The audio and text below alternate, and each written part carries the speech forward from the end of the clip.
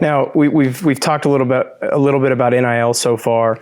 We've come a long ways at K-State from this time last year to where we are now. Talk about how we've adapted from a K-State football perspective to NIL and really embraced it and maybe turned it into a positive. Yeah, it is a positive right now, and we've gotten a lot of our fan base and donor base on board with what we're trying to do, of trying to retain our players, and that's the most important thing for me and for our staff was the guys that everybody knows, the K-Staters, the players. I don't want to mention any names, that all the fan base knows, of making sure those guys are staying here.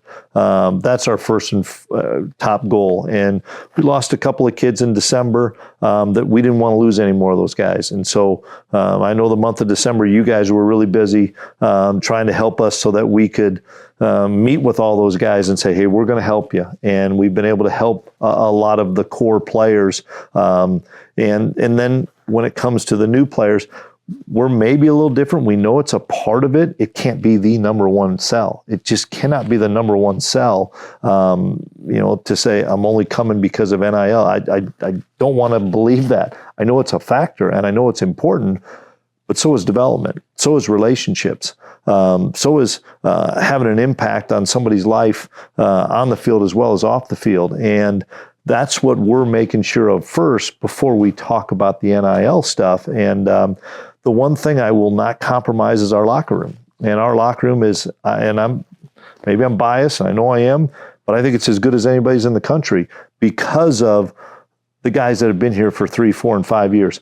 Football is a different sport in the fact of you need guys in that locker room that can set the tempo, set the temperature, set the standard, that are there for 3, 4, 5 years. Still a couple more of them that are the 6-year guys for us right now. That'll be gone pretty soon. And when we're successful, and 2022 is a great example. In 2022, we had 52 guys on the roster here, their 4th, 5th, and 6th year.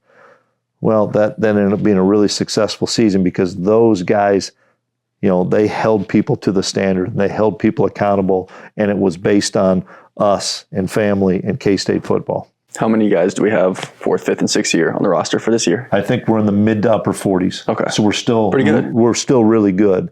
And last year we were mid 40s. And so it took a little bit of a hit, but we were able to bring, the Austin Moores and Stufflebeans and Mott, and we were able to bring those guys back, which really helped us.